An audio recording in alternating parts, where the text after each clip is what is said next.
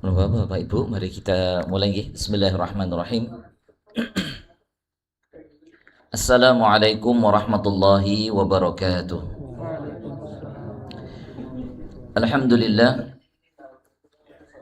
Alhamdulillahi wa kafa wassalatu wassalamu ala rasulina al-mustafa wa ala alihi wa ashabihi wa man ihtada bihidayatihi ila yaumil wafa, amma ba'd.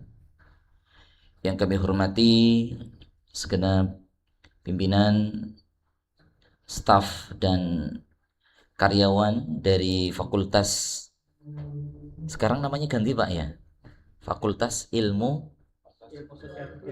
Sosial Budaya dan Fakultas Psikologi, Masya Allah.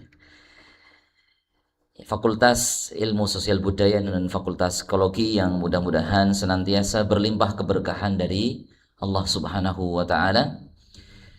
Yang pertama, marilah kita panjatkan puji syukur kehadirat Allah Subhanahu wa Ta'ala di pagi hari yang cerah ini. Mudah-mudahan secara hati-hati kita semua, Bapak Ibu, Allah mudahkan langkah kita untuk bisa berkumpul di musola ini dalam keadaan sehat walafiat, tidak ada kekurangan satu apapun. Salawat teriring salam mudah-mudahan terlimpah tercurahkan kepada uswah hasanah kita, suri tauladan kita, Nabi Agung Muhammad sallallahu alaihi wasallam, pada keluarganya, para sahabatnya dan seluruh kaum muslimin. Dan mudah-mudahan kita semuanya Allah mudahkan untuk senantiasa istiqomah meneladani tuntunan-tuntunan beliau dan sunnah-sunnah beliau, sehingga kita semuanya kelak berhak mendapatkan syafaat beliau di yaumul qiyamah. Amin ya rabbal alamin. Bapak-bapak, ibu-ibu sekalian dirahmati oleh Allah Subhanahu wa Ta'ala, kaum muslimin dan muslimat, pada kesempatan kali ini insyaallah ya, menjelang beberapa hari kita akan bertemu dengan bulan Ramadan, mungkin satu pekan lagi kurang lebih ya, sekarang sudah masuk tanggal 23 Sya'ban. Kita insyaallah akan bertemu dengan bulan suci Ramadan. Banyak sekali masjid-masjid mengadakan terhib ya, atau motivasi menyambut kedatangan tamu yang agung, yaitu bulan Ramadan. Dan tidak jarang pula masjid-masjid kemudian mengadakan pengajian-pengajian masalah fikih terkait dengan ibadah puasa dan ibadah-ibadah yang lainnya di bulan suci Ramadan. Namun Bapak Ibu sekalian dirahmati oleh Allah Subhanahu wa Ta'ala, pada kesempatan pagi hari ini kami tidak akan membahas masalah fikih, karena tentunya itu sangat panjang, akan ya membutuhkan banyak waktu. Sehingga yang akan kita bahas pada kesempatan pagi hari ini adalah persiapan yang terpenting untuk menyambut datangnya bulan suci Ramadan. Ya, meskipun semua persiapan itu sangat penting untuk kita siapkan menjelang ya bulan Ramadan, namun ada hal-hal yang terpenting yang tentunya perlu untuk kita persiapkan sebaik mungkin untuk menghadapi bulan Ramadan. Bapak Ibu sekalian dirahmati oleh Allah Subhanahu wa Ta'ala, bulan Ramadan adalah tamu yang agung. Dan saya yakin Bapak Ibu, kalau panjenengan akan menyambut tamu, apa yang dilakukan? Persiapan. Rumahnya dibersihkan, makanan-makanan disiapkan, ruang tamu bikin wangi ya. Sehingga kita tidak ingin ya tamu yang datang ini mengecewakan atau kecewa dengan kita. Sehingga ya menyambut tamu istimewa itu tidak mungkin kita sambut dengan rumah yang kotor, pakaian yang lusuh, dan persiapan yang seadanya. Begitu pula dengan hati dan jasad kita, itu adalah rumah kita ya. Sehingga tidak mungkin kita menyambut bulan Ramadan dengan hati yang dipenuhi dengan iri dengki, menyambut bulan Ramadan dengan hati yang penuh dengan kotoran-kotoran dosa. Sehingga pada kesempatan pagi hari ini kita akan sebutkan 3 persiapan terpenting menurut para ulama.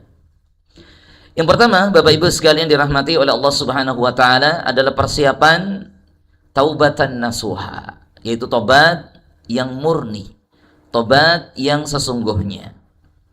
Itu dengan cara membersihkan wadah hati kita. Persiapan berupa takhliyah atau pembersihan ini merupakan persiapan yang sangat penting Bapak Ibu. Kenapa? Karena hati kita ini ibarat sebuah wadah atau bejana. Kalau di dalam hadis Nabi SAW menyebutkan, Inna lillahi aniyatun, Sungguhnya Allah Subhanahu wa taala itu memiliki wadah-wadah ya di muka bumi. Atau kama qala Rasulullah sallallahu alaihi wasallam. Dan aniyatullah atau wadah-wadah Allah Subhanahu wa taala adalah hatinya orang-orang yang saleh. Jadi memang hati itu disebut oleh Nabi sallallahu alaihi wasallam itu sebagai wadah. Dan apa yang terjadi jika wadah itu kotor? Berisi air selokan yang tercemar atau racun atau ya kotoran-kotoran yang lainnya yang ada pada wadah tersebut. Misalnya ya Bapak Ibu ada yang suka ngopi, kopinya kopi tubruk ya misalnya. Kalau kopi V60 ya yang sebagian orang ini kopi ribet Bapak Ibu ya. Yang harus grinder sendiri, kemudian pakai kertas filter ya. Ya model orang-orang simpelnya beli kopi bubuk kemudian diseduh ya pasti akan menyisakan ya endapan ya. Bagaimana orang kemudian akan minum air putih dari gelas yang bekas dipakai untuk ngopi dan kopinya kopi tubruk Bapak Ibu. Apalagi sudah kemasukan cicak segala misalnya. Kemudian kita pakai untuk minum air putih. Tentunya akan sangat menjijikkan. Ya, tidak akan nikmat sama sekali. Justru tidak mungkin kita akan minum dari gelas semacam itu atau wadah semacam itu. Sehingga wadah yang tercemar, wadah yang kotor, dituangkan air putih ya atau madu semurni apapun, ya ia akan ikut tercemar dan tidak akan bisa dinikmati sama sekali. Bapak Ibu sekalian dirahmati oleh Allah Subhanahu wa taala, maka Ramadan adalah bulan limpahan rahmat. Yang rahmat ini kita bisa ibaratkan bagaikan madu. Jika hati masih penuh dengan noda dosa dan penyakit hati seperti dendam, hasad, riya, sombong dan seterusnya, maka kenikmatan Ramadan tidak akan bisa meresap ke dalam jiwa. Sebagaimana kita tidak bisa menikmati minuman ya dari gelas yang kotor. Maka dari itu, Bapak Ibu jemaah sekalian, Allah memerintahkan kita untuk bertaubat agar beruntung ya ketika menyambut kemenangan. Allah Ta'ala berfirman di surat An-Nur ayat 31, "Wa tubu ilallahi jami'an ayyuhal mu'minuna la'allakum tuflihun." Dan bertaubatlah kamu sekalian kepada Allah, wahai orang-orang yang beriman, supaya kamu beruntung, supaya kamu sukses, supaya kamu menang. Al-falah ya kalau kita ya didengarkan azan kan hayya 'alal falah, mari kita meraih kemenangan. Jadi al-falah itu bisa berarti kemenangan, keberuntungan, kesuksesan. Dan Allah Subhanahu wa taala di dalam ayat ini ya menunjukkan kepada orang-orang yang beriman dan sebaik-baik makhluk ciptaan Allah Subhanahu wa taala agar mereka bertaubat setelah menyatakan keimanannya dan kesabaran serta jihad mereka kepada Allah. Nah, kemudian kemenangan juga dikaitkan dengan taubat sebagai syarat bahwa kemenangan hanya dapat diperoleh dengan senantiasa bertaubat kepada Allah Subhanahu wa taala. Sehingga sangat logis kenapa kemudian Allah ya memerintahkan orang-orang beriman untuk senantiasa bertaubat kepada Allah Subhanahu wa taala. Bahkan Nabi SAW mengatakan beliau bertaubat ya sehari bisa ya 100 kali bahkan lebih. Ya. Bagi kita seorang yang beriman, umat Nabi yang bisa jadi dosa kita jauh lebih banyak. Bahkan dosa Nabi sudah diampuni oleh Allah Subhanahu wa taala, maka kita lebih butuh kepada taubat. Sebagai apa? Prasyarat supaya kita ini menjadi orang-orang yang beruntung, orang-orang yang akan meraih kemenangan. Sehingga kita bisa pahami Bapak Ibu sekalian dirahmati oleh Allah Subhanahu wa taala, Ramadan adalah bulan perjuangan, perjuangan melawan hawa nafsu. Perjuangan melawan berbagai macam godaan-godaan. Ya, sehingga disebutkan oleh sebagian ulama, iya memang di bulan Ramadan itu setan-setan dibelenggu. Tapi kan nafsu kita masih ada. Gibutan Bapak Ibu. Nafsu kita masih ada di diri kita. Dan sebagaimana kita tahu Allah Ta'ala berfirman, "Inna nafsa la'ammaratum bisu." Sungguhnya hawa nafsu itu senantiasa mengajak pada keburukan. Sehingga jangan bertanya kemudian, ya kok ada ya di bulan Ramadan masih melakukan maksiat? Ya kalau dia masih punya hawa nafsu, ya masih punya potensi untuk melakukan maksiat Bapak Ibu. Bukan katanya setan dibelenggu. Yang kemudian membuat seorang itu mau melakukan maksiat atau terjatuh dalam dosa, itu bukan semata-mata karena godaan setan. Tapi juga apa? Bisikan hawa nafsunya sendiri. Bapak Ibu sekalian dirahmati oleh Allah Subhanahu wa taala. Maka tidak akan bisa seseorang meraih kemenangan dan kesuksesan di bulan Ramadan tanpa bertaubat kepada Allah Subhanahu wa taala. Bapak Ibu sekalian dirahmati oleh Allah Subhanahu wa taala. Jadi kenikmatan ibadah itu diraih dengan taubat untuk membersihkan hati kita, dan kemenangan di bulan Ramadan berjihad melawan hawa nafsu itu juga dilakukan dengan bertaubat kepada Allah Subhanahu wa taala. Bapak Ibu sekalian dirahmati oleh Allah Subhanahu wa taala. Kemudian pesan para ulama terkait bagaimana pentingnya kita bertaubat dan membersihkan diri kita dari berbagai macam kotoran dosa. Disebutkan oleh Al-Imam Fudail bin Iyad rahimahullahu ta'ala, seorang ulama besar dari kalangan tabi'ut tabi'in yang dikenal sebagai ahli ibadah. Beliau mengatakan dalam sebuah perkataan beliau, "Idza lam taqdir ala qiyamil laili wa siyamin nahari fa'lam annaka mahrumun kabbalatka khati'atuka."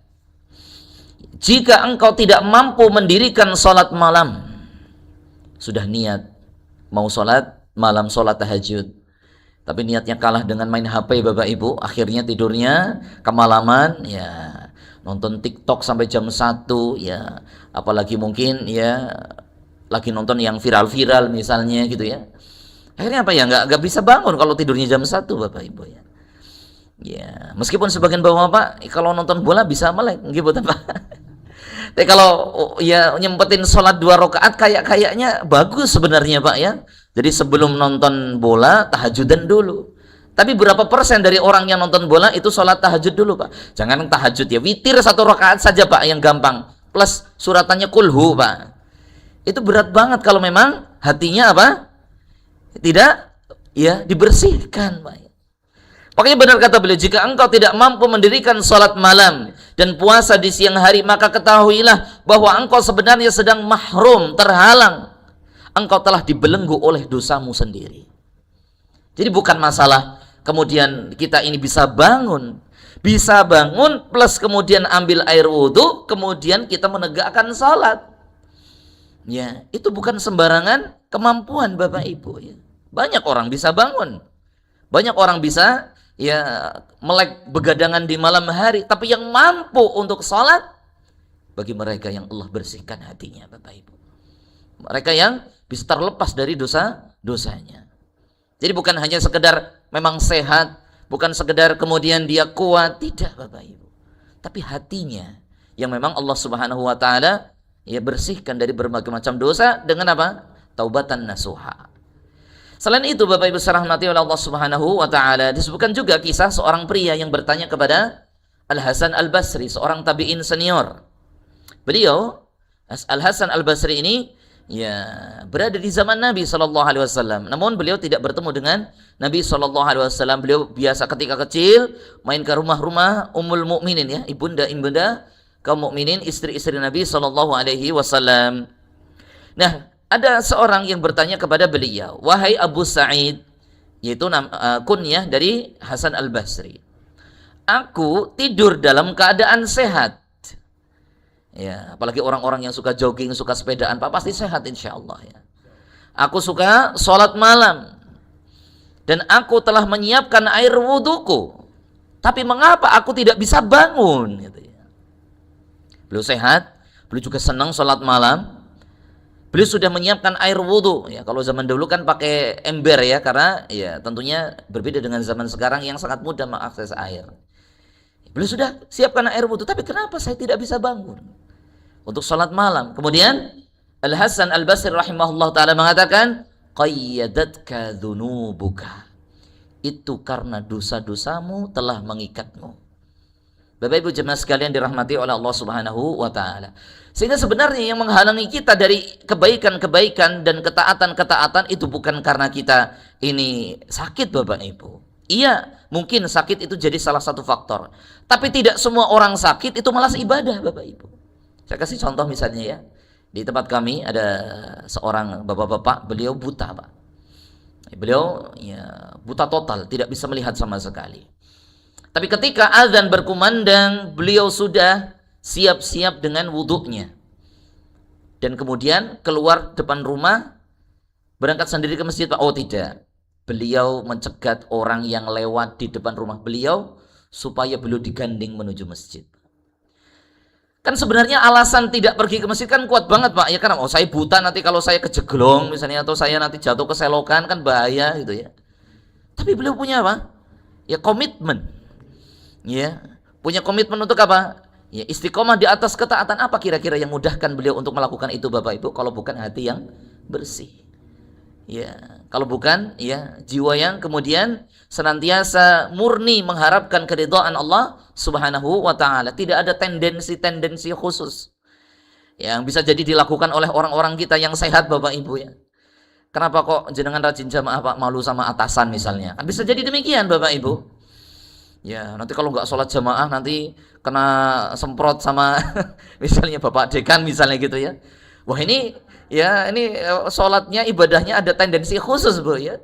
Jadi ini perlu diperbaiki, Bapak Ibu ya. Jamaah saya rahmati oleh Allah Subhanahu wa taala, Bapak Ibu sekalian yang mudah-mudahan senantiasa diberkahi oleh Allah Subhanahu wa taala. Jadi kemudian yang memberatkan kita ibadah adalah itu. Dan bulan Ramadan ini isinya ibadah, Bapak Ibu. Dari awal kita bangun, kita sahur, kemudian subuhan, ya sholat subuh, bisa jadi ada kultum, setelah itu kemudian ada tadarus Al-Quran, kemudian menjelang itu mungkin Bapak Ibu bekerja, ya di sela-sela kerja mungkin Bapak Ibu kepengen tilawah Al-Quran. Apa yang memudahkan seorang tilawah Al-Quran, Bapak Ibu? Kalau bukan bersihnya hati kita. Nikmatnya ibadah itu dari bersihnya ya hati kita. Kemudian Bapak Ibu rahmati Allah Subhanahu wa taala, maka mensucikan wadah yaitu hati kita sekarang, agar saat Ramadan tiba, wadah itu siap menampung cahaya ketaatan, sehingga kita bisa nikmat menjalankan ibadah kepada Allah Subhanahu wa taala. Ini penting sekali, Bapak Ibu. Apalagi ibadah di bulan Ramadan itu bukan sehari dua hari. Berapa, Bapak Ibu? Sebulan. Dan inilah salah satu yang mungkin membuat sebagian orang itu semangatnya hanya di depan, Bapak Ibu. Karena euforia Ramadan, ya masa nggak terawih. Tapi karena mungkin bisa jadi ada sesuatu yang mengikat dirinya, Bapak Ibu, ya akhirnya apa? Ya tarawihnya hanya beberapa hari. Ya setelah itu ya saya tarawih di rumah itu ya. Ya nggak tahu bener atau enggak, kita husnudzon belum beneran tarawih, Bapak Ibu. Ya boleh-boleh saja tarawih di rumah, Bapak Ibu, bukan sesuatu yang tidak boleh ya. Ya, namun kan kalau tarawih bareng-bareng di masjid lebih semangat, gitu kan? Iya, kita sholat bareng-bareng, kemudian kita ibadah bareng-bareng itu lebih bersemangat dibandingkan kalau kita ibadah sendiri. Saya kasih contoh saja, Bapak Ibu. Seorang kodok puasa, nyarutang puasa sendirian dengan puasa di bulan Ramadan. Enteng yang mana, Bapak Ibu? Ya, enteng di bulan Ramadan. Kenapa? Puasa sendirian, yang lain pada makan ya siang gitu ya, pada beli makan, kemudian pada ya minum gitu ya. Jenengan puasa sendiri itu berat. Tapi kalau bulan Ramadan banyak sekali temannya. Maka dari itu Bapak Ibu rahmati Allah Subhanahu wa taala, persiapan membersihkan hati dengan tobat nasuha adalah sesuatu yang tidak bisa kita tawar-tawar.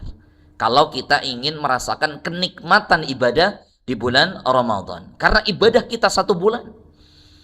Dan atharnya Bapak Ibu, kalau kemudian kita bersihkan hati, ini bukan berhenti di 30 atau di hari terakhir di bulan Ramadan. Nanti di bulan Syawal masih lanjut itu. Karena nikmat, Bapak Ibu. Lain halnya dengan orang yang beribadah di bulan Ramadan kayak di penjara, Bapak Ibu.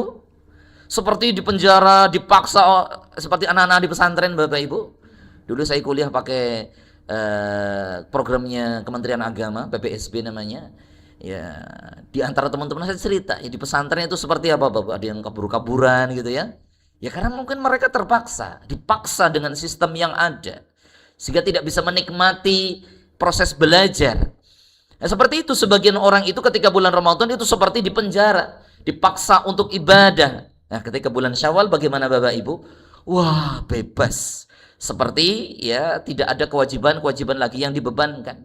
Ini tidak demikian. Padahal apa tujuan kita berpuasa, Bapak Ibu? Tegas dalam Al-Quran Allah Ta'ala katakan, ya ayyuhalladzina amanu kutiba alaikumus syiyamu kama kutiba alal ladzina min qablikum la'allakum tattaqun. Ya, tujuannya adalah jadi orang bertakwa. Dan bertakwa itu bukan di bulan Ramadannya Bapak Ibu. Kalau itu jelas kita semuanya insya Allah mudah beribadah. Ya.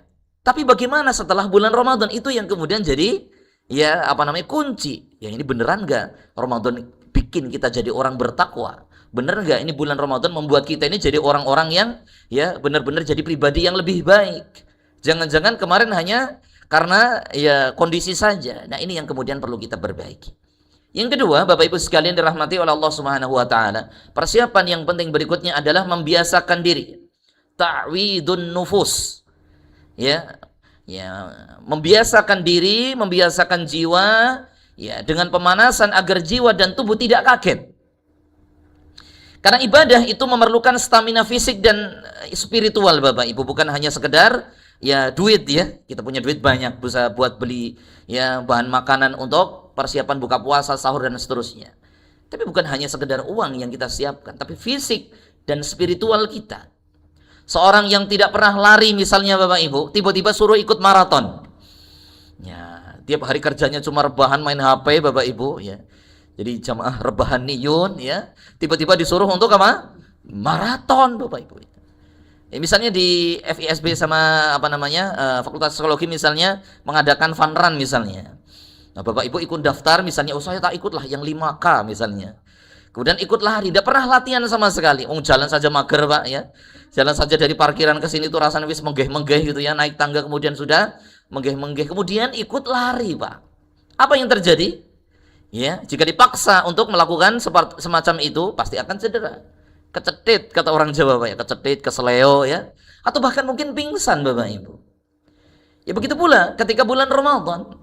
Jika kita baru mulai membaca Quran atau sholat malam di tanggal 1 Ramadan, kemarin-kemarin itu nggak ada persiapan sama sekali. Jadi mulai ibadah itu buka Qurannya di tanggal 1, mulai sholat malam itu di tanggal 1, maka tubuh dan jiwa akan kaget, akan shock Bapak Ibu. Merasa berat dan akhirnya futur, semangat turun di pertengahan bulan Ramadan. Dan fenomena inilah yang kita saksikan berulang-ulang setiap tahun Bapak Ibu di bulan Ramadan. Gibotan. Coba jenengan perhatikan Bapak Ibu. Mudah-mudahan panjenengan yang termasuk jamaah yang tetap bertahan Allahumma amin.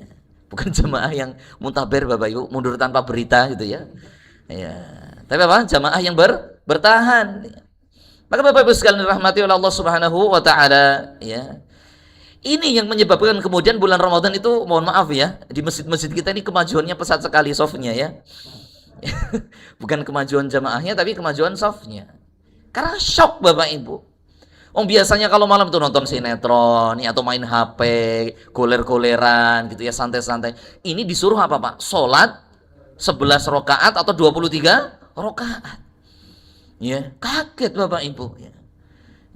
Apalagi kemudian habis itu tadarusan Bapak Ibu enggak pernah baca Quran sebelumnya, paling-paling baca Al-Kahfi misalnya setiap Jumat itu aja kalau ingat Bapak Ibu disuruh sehari 1 juz Bapak Ibu. Kalau pengen khatam sehari 1 juz.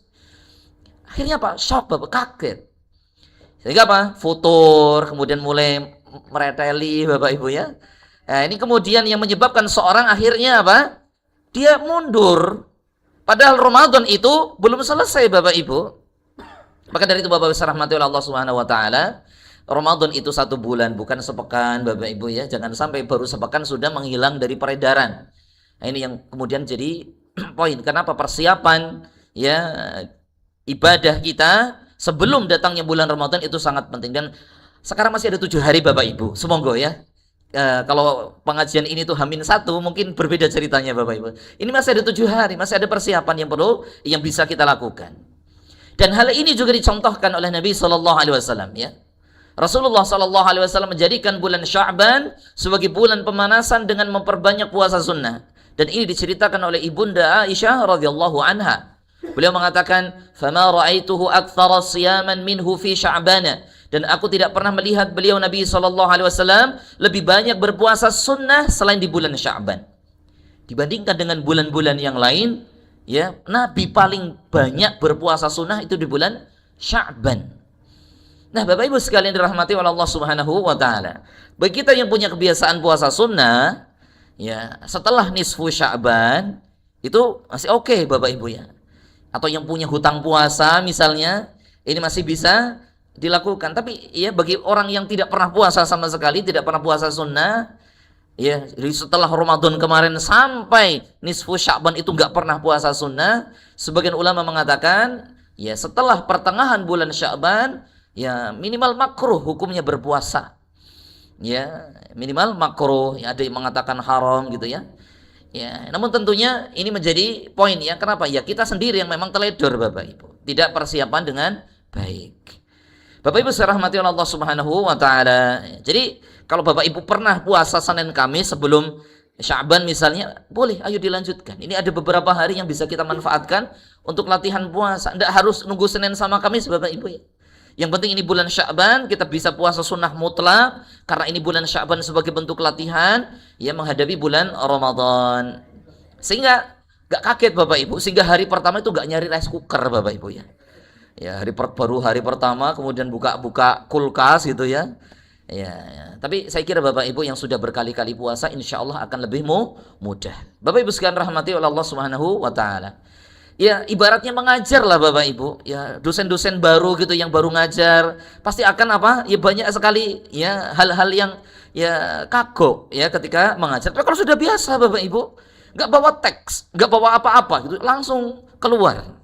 Dulu saya punya guru fisika Bapak Ibu ketika saya SMP, beliau tidak pernah membawa textbook, nggak pernah bawa buku. Tapi beliau bisa gambar, kemudian bisa menulis rumus, bisa menghitungkan apa namanya soal, selesai Bapak Ibu. Dan ketika saya melihat textbook itu sama persis dengan apa yang beliau ajarkan, karena sudah biasa. Ya, maka sama seperti orang yang menghadapi bulan Ramadan membiasakan diri dengan ibadah. Bapak Ibu dirahmati oleh Allah Subhanahu wa taala, bagaimana contoh para salaf yaitu kaum muslimin zaman dahulu dan para tabi'in ya yang mereka mencuri star sebelum ya datangnya bulan Ramadan. Di antaranya Abu Bakar Al-Balkhi mengatakan, bulan Rajab adalah bulan menanam, bulan Sya'ban adalah bulan menyiram tanaman, dan bulan Ramadan adalah bulan memanen hasil tanaman. Dan beliau lanjutkan ya di teks selanjutan perkataan beliau di sini, fakullun yahsudu bima zara, dan setiap orang akan memanen sesuai dengan yang dia tanam sebelum Ramadan Bapak Ibu. Sekarang apa yang kita tanam Bapak Ibu sebelum Ramadan, itulah yang akan kita panen. Ya, kata orang Jawa, sopo nandur bakal ngunduh Bapak Ibu. Tapi nek orang tahu nandur Bapak Ibu, ngunduh apa? Orang yang menanam padi saja bisa tukul suka teki Bapak Ibu ya. Apalagi nggak nandur, isinya teki tok Bapak Ibu ya, rumput tok isinya. Ini yang nanam benar-benar nanam saja itu bisa kena gulma, bisa kena tanaman-tanaman liar yang lain, apalagi tidak nanam, dapat apa Bapak Ibu? Maka sama, bisa kita saksikan ada orang di bulan Ramadan kok bengong, nggak ngapa-ngapain, yang lain pada tilawah Al-Quran, yang lain pada sholat sunnah, ini nggak ngapa-ngapain, domblong Bapak Ibu ya. Bisa jadi karena dia tidak menanam apa-apa sebelum Ramadan, tidak ada persiapan apa-apa, sehingga dia bingung.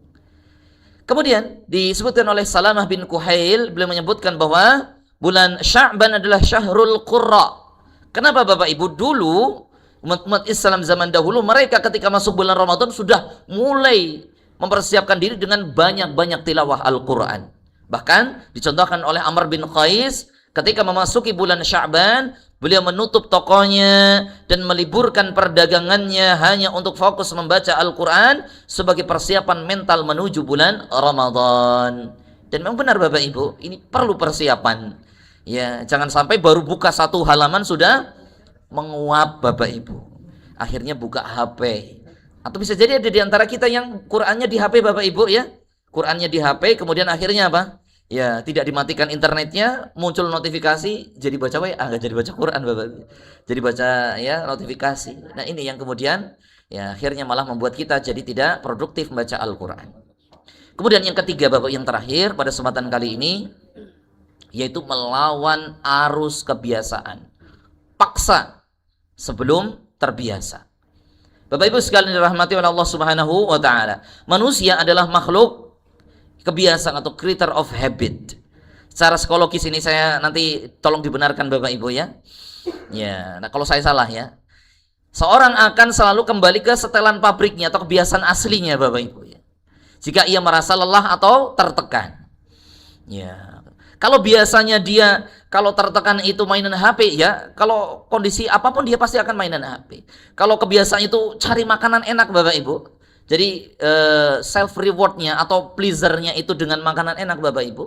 Itu bisa ya, kemudian kalau stres makan, dan itu saya kayaknya, Bapak Ibu ya. Dulu ketika kuliah saya sering stres, Bapak Ibu. Ya, yang saya cari apa? Ya, warung Padang, Bapak Ibu ya. Nasinya banyak, kuahnya banyak gitu ya. Kemudian wah, Masya Allah. Habis itu ya hilang stresnya. Karena kenyang, ya habis itu ya muncul lagi, Bapak Ibu ya. Nah ini, jika hari ini kita terbiasa tidur setelah subuh atau terbiasa megang HP berjam-jam, maka saat Ramadan nafsu kita akan menarik kita kembali ke kebiasaan itu. Kecuali jika kita memaksanya atau mujahadah dari sekarang. Ya, dan ini yang perlu kita lakukan, Bapak Ibu, mujahadah. Ya, memaksa diri kita untuk menjadi baik, memiliki kebiasaan baik.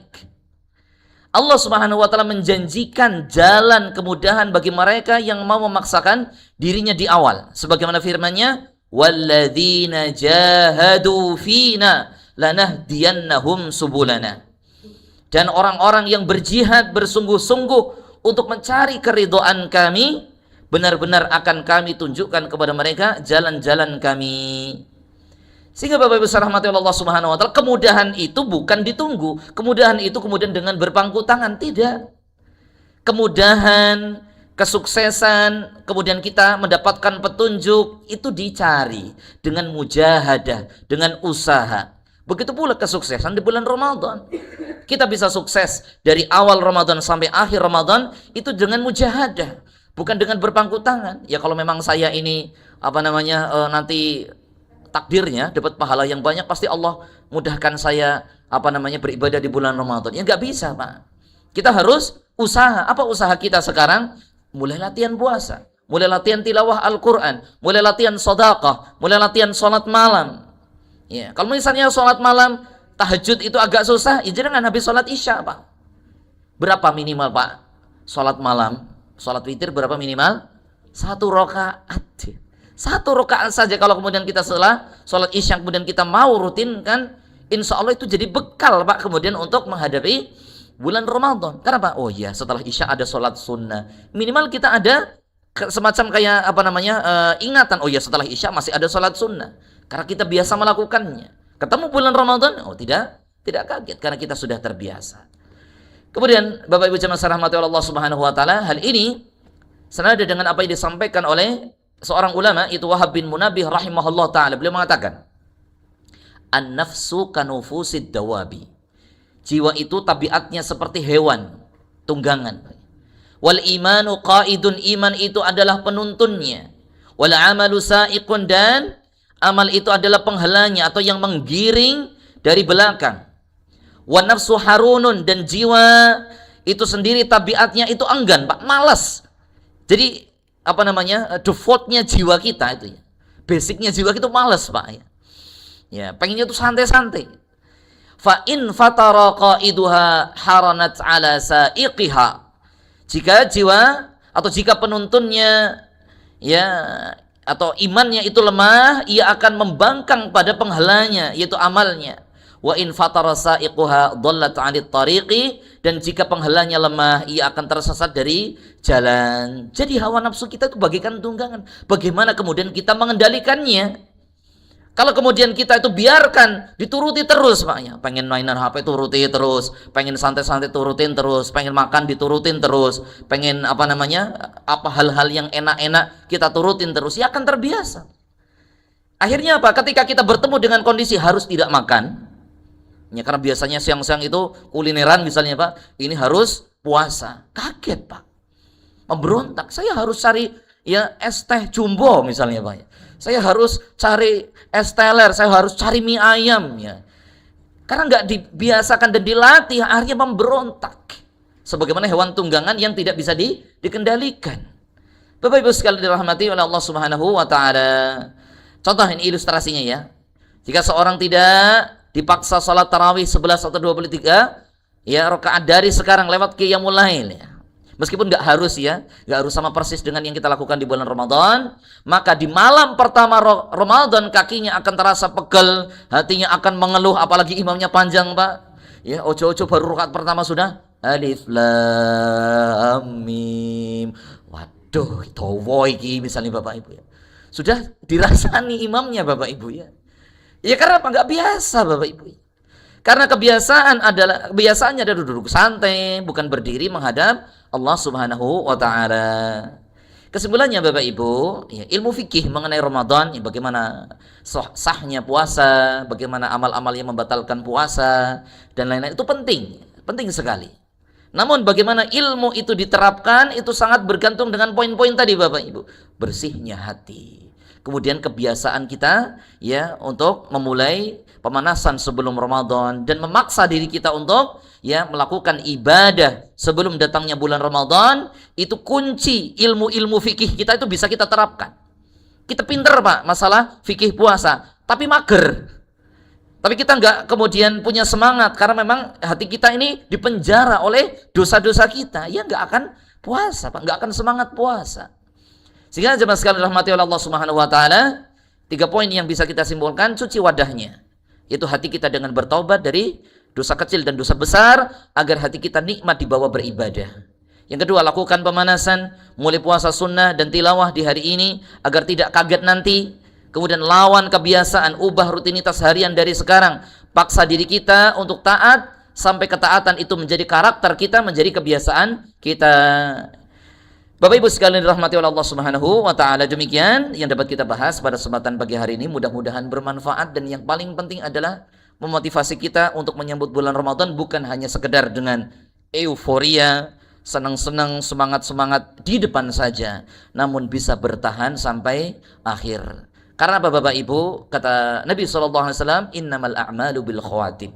Allah itu melihat amal seseorang di akhirnya, bukan pada awalnya. Di awal semuanya bisa semangat, tapi siapa yang kemudian menjadi juara, itu yang sampai garis finish. Gimana Bapak Ibu?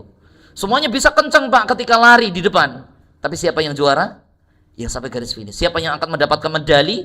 Yang sampai garis finish. Itulah yang berhak mendapatkan seorang yang menang dan mendapatkan pengampunan dosa dari Allah Subhanahu wa taala. Makanya agak sedikit lucu Bapak Ibu ya.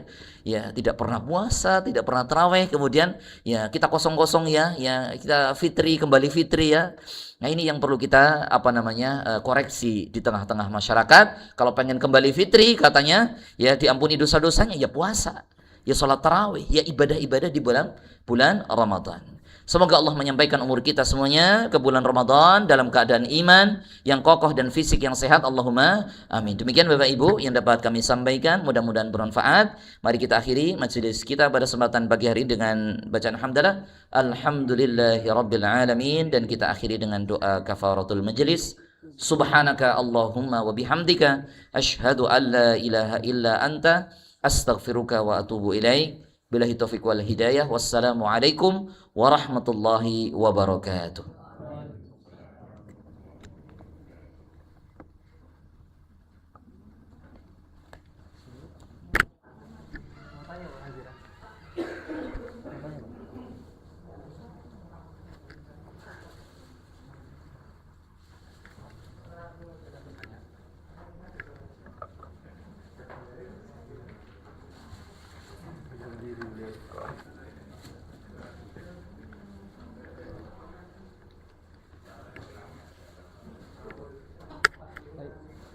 Gak ada.